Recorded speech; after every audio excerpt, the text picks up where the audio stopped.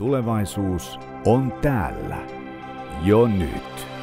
Tunnistatko toimialasi ulkopuolelta nousevat uudet mahdollisuudet? Entä uhat?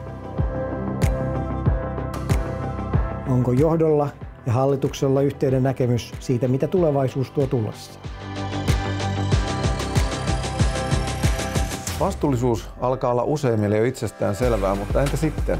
Mitä vastuullisuus 2.0 voisi teille tarkoittaa?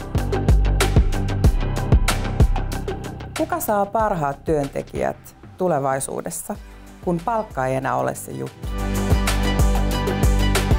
Tulevaisuuden ennakoinnissa on kyse siitä, että te tunnette toimialanne ja me sen, mitä tapahtuu toimialan ulkopuolella. Mitä jos törmäyttäisimme ne yhteen?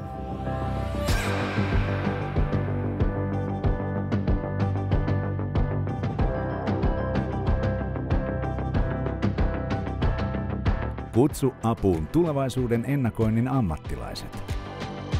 Kutsu apuun luotsi. Tulevaisuus nyt.